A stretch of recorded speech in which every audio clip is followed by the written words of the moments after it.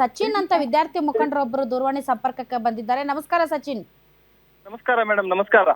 ಅಲ್ಲ, ಇಷ್ಟೆಲ್ಲ ಪ್ರತಿಭಟನೆಗಳು, ಇಷ್ಟೆಲ್ಲ ಆಕ್ರೋಶ, ಅಳು, ಆಕ್ರಂದನ, ಥೀಸಿಸ್ ಹರಿದಾಕಿ ಬೆಂಕಿ ಹಚ್ಚಿ ಇಷ್ಟೆಲ್ಲ ಅವಾಂತರ ಆದ್ರೂ ಕೂಡ ಕುಲಪತಿಗಳು ಸುಮ್ಮನದಾರೇನು? ಏನು ರಿಯಾಕ್ಟ್ ಮಾಡ್ತಿಲ್ವಾ? ಸಿಂಡಿಕೇಟ್ ಮೆಂಬರ್ಸ್ ಅವರು ಕೂಡ ಏನು ಮಾತಾಡ್ತಿಲ್ವಾ ಅಲ್ಲಿ? ಒಂದೇ ಮಾತಲ್ಲಿ ಹೇಳ್ಬೇಕಾಗಿತ್ತಂದ್ರೆ, ಇಡೀ ವಿಶ್ವವಿದ್ಯಾಲಯ ಇದು fees collect like Oxford Harvard university collect ಮಾಡ್ತಿದೆ. ಆದ್ರೆ ಇಲ್ಲಿ ಕೊಡುವಂತ ಸೌಲಭ್ಯಗಳು ನೋಡಿದ್ರೆ ಉಗಾಂಡ ಮತ್ತು ಯಾವುದೋ ಒಂದು ಸೊಮಾಲಿಯಾ ಯೂನಿವರ್ಸಿಟಿ ಅಂತ ಸರ್ವಿಸ್ ನ ಕೊಡ್ತಾ ಇದೆ ಇದು ವಿಶ್ವವಿದ್ಯಾಲಯ. ಆ ನಿಟ್ಟಿನಲ್ಲಿ ಈ ವಿಸಿ ಅವರು ಈಗ ನಾವು ಬಂದು ಇನ್ನೂ ಅದು ಹೋರಾಟ ಲೈವ್ ಇದೆ, ನಡೀತಾನೆ ಇದೆ. ವಿಸಿ ಅವರು ಯಾವುದೋ ಒಂದು ಪತ್ರದಲ್ಲಿ ಕೈ ಬರ ಬಂದು ಓರಲ್ ಆಗಿ ಹೇಳೋದು ನಮ್ಗೆ ಬೇಕಾಗಿಲ್ಲ. ಅವರು ಇನ್ನೂ ಆದ್ರೆ ಕೂಡ ನಮ್ಮ ಹತ್ರ ಬಗ್ಗೆ ಯಾವುದೇ ಸ್ಪಷ್ಟತೆಯನ್ನು ನೀಡ್ತಾ ಇಲ್ಲ. ಸೊ ಈ ನಿಟ್ಟಿನಲ್ಲಿ ನಾವು ಎಲ್ಲಿವರೆಗೆ ಇವರು ಸ್ಪಷ್ಟತೆಯನ್ನು ನೀಡ್ತಾರೆ, SC/ST ದವರು SC/ST ಫೀಸೇ ಕಟ್ಟಬೇಕು ಅನ್ನೋದು ಒಂದು ಆ ಸರ್ಕಾರದ ಆದೇಶ ಮುಖಾಂತರ ಏನಿದೆಯಲ್ಲ, ಆದೇಶ ಮುಖಾಂತರ SC/ST ಫೀಸೇ ಕಟ್ಟಬೇಕು, JM ಫೀಸ್ ಕಟ್ಟಕ್ಕಂತೂ ಸಾಧ್ಯನೇ ಇಲ್ಲ. ಸೊ ಎಲ್ಲಿವರೆಗೆ ವಿಸಿ ಅವರು ಆದೇಶ ಹೊರಡಿಸ್ತಾರೆ, ಹೊಸ ಆದೇಶ ಹೊರಡಿಸ್ತಾರೆ, ಅಲ್ಲಿವರೆಗೆ ನಮ್ಮ ಹೋರಾಟ ಇದ್ದೇ ಇರುತ್ತೆ.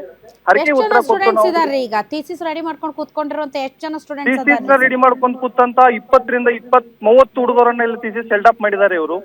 ಅದರಲ್ಲಿ ಒಬ್ಬಳು ಜ್ಯೋತಿ ಐವಳಿ ಅಂತ ಒಬ್ಬ ಜುವಾಲಜಿ ಡಿಪಾರ್ಟ್ಮೆಂಟ್ ಒಂದು ಸಂಶೋಧನಾ ವಿದ್ಯಾರ್ಥಿನಿ ಈಗಾಗಲೇ ಅವಳ ಪ್ರಬಂಧವನ್ನು ತನ್ನ ವಿಶ್ವವಿದ್ಯಾಲಯ ಮುಂದೆ ಮಾಡಿದಂತ ಪ್ರಬಂಧವನ್ನು ಸುಡ್ತಾ ಅಂದ್ರೆ ಇದು ಎಷ್ಟು ಕನಿಕರ ಹೊಟ್ಟೆ ಉರಿಯುತ್ತಲ್ಲ. 5 ವರ್ಷದಿಂದ ಮಾಡುವ ಶ್ರಮ ಎಲ್ಲಿ ಹೋಯ್ತು ಮೇಡಮ್ ಇದು? ನಿಜವಾಗ್ಲೂ ಬಹಳ ಹೊಟ್ಟೆ ಉರಿಯುತ್ತೆ ಸರ್.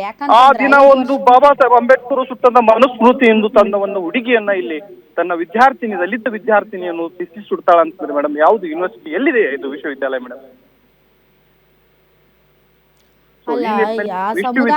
ಆ ಸಮುದಾಯಗಳಲ್ಲಿ ಇಷ್ಟು ಥೀಸಿಸ್ ಬರೆಯೋದಾಗ್ಲಿ, ಒಂದು ಡಾಕ್ಟರೇಟ್ ತಗೊಳ್ಳೋದಾಗ್ಲಿ, ಒಬ್ಬ ಹೆಣ್ಮಗಳಾಗಿ ಆ ಸಮುದಾಯದಿಂದ ಇಷ್ಟು ಸಂಶೋಧನೆ ಮಾಡೋದಾಗ್ಲಿ, ಅಷ್ಟರ ಮಟ್ಟಿಗೆ ಅದು ಒಂದು ಹೆಚ್ಚುಗಾರಿಕೆ.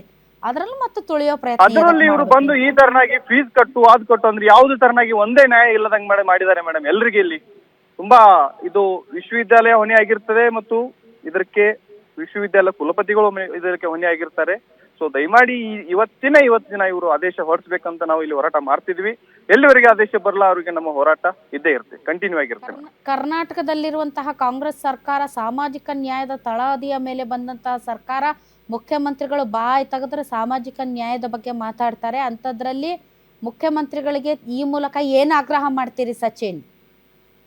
ಮುಖ್ಯಮಂತ್ರಿ ಅವರಿಗೆ ಈ ಮೂಲಕ ಏನ್ ಆಗ್ರಹ ಅಂತಂದ್ರೆ, ಬಾಯಿ ಬಿಟ್ರೆ ಕೂಡ ನೀವು ಮುಖ್ಯಮಂತ್ರಿಗಳೇ ಸಿದ್ದರಾಮಯ್ಯ ಅವರೇ, ನೀವು ಬಾಯಿ ಬಿಟ್ರು ಸಾಮಾಜಿಕ ನ್ಯಾಯ ದಲಿತರ ಪರವಾಗಿದೆ ಅಂತ ಹೇಳ್ತಿದ್ದೀರಿ.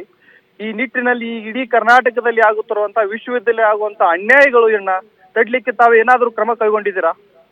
ಈ ರೀತಿಯಾಗಿ ನೀವು ಈ ವಿಶ್ವವಿದ್ಯಾಲಯ ಆಗಿರ್ಬೋದು, ಬೇರೆ ವಿಶ್ವವಿದ್ಯಾಲಯ ಆಗಿರ್ಬೋದು, ಎಲ್ಲ ವಿಶ್ವವಿದ್ಯಾಲಯ ಸಮಸ್ಯೆಗಳ ದಲಿತರ ಮೇಲೆ ಆಗ್ತಾ ಇದೆ, ಸಂಶೋಧನೆ ಆಗ್ತಾ ಇದೆ. ದಲಿತರ ಮೇಲೆ ಎಲ್ಲರ ಮೇಲೆ ಇದನ್ನು ಪರಿಗಣಿಸಲಾಗಿದೆ. ಈ ನಿಟ್ಟಿನಲ್ಲಿ ಮುಖ್ಯಮಂತ್ರಿಗೆ ಒಂದು ನಾನು ಆದೇಶ ಏನ್ ಮಾಡೋದು ಅಂತಂದ್ರೆ, ಈ ಫೀಸ್ ಸಮಸ್ಯೆ ಆಗಿರ್ಬೋದು, ದಲಿತರ ಮೇಲೆ ಅನ್ಯಾಯ ಆಗ್ತಿರೋದು, ವಿಶ್ವವಿದ್ಯಾಲಯದ ಮೇಲೆ ಸ್ಟೂಡೆಂಟ್ಗಳನ್ನ ಇವರು ತುಳಿತಂತ ಕೆಲಸ ಮಾಡ್ತಿದ್ದಾರೆ ಎಲ್ಲ ವಿಶ್ವವಿದ್ಯಾಲಯಗಳು. Okay, thank you very much Sachin, ನಿಮ್ಮ ಎಲ್ಲ ಮಾಹಿತಿಗಾಗಿ ಥ್ಯಾಂಕ್ ಯು ವೆರಿ ಮಚ್ ಮತ್ತು ತಮ್ಮ ಆಗ್ರಹಕ್ಕಾಗಿ. ಡೆಫಿನೆಟ್ಲಿ ಕರ್ನಾಟಕ ವಿಶ್ವವಿದ್ಯಾಲಯದಲ್ಲಿ ಸಾಮಾನ್ಯ ವರ್ಗದವರಿಗೆ ಏನು ಶುಲ್ಕವನ್ನು ವಿಧಿಸಲಾಗುತ್ತೆ, ಅದೇ ಶುಲ್ಕವನ್ನು ಪರಿಶಿಷ್ಟ ಜಾತಿ ಪಂಗಡಗಳ ವಿದ್ಯಾರ್ಥಿಗಳಿಗೂ ಕೂಡ ಅಲ್ಲಿ ಒತ್ತಾಯಪೂರ್ವಕವಾಗಿ ಭರಿಸುವಂತೆ ಹೇಳಲಾಗ್ತಾ ಇದೆ. ಹೀಗಾಗಿ ಆ ಒಂದು ಸ್ಥಿತಿಗತಿಗಳಲ್ಲಿ ಇಲ್ಲದಂತಹ ದಲಿತ ವಿದ್ಯಾರ್ಥಿಗಳು ತಮ್ಮ ಥೀಸಿಸ್ ಅನ್ನು ಹರಿದು ಹಾಕಿ ಬೆಂಕಿಗೆ ಆಹುತಿ ಮಾಡಿ ಅಲ್ಲಿ ಕಣ್ಣೀರು ಹಾಕ್ತಾ ಇರುವಂತಹ ದೃಶ್ಯಗಳು ಇದು ಒಳ್ಳೆಯ ಲಕ್ಷಣ ಅಲ್ಲ.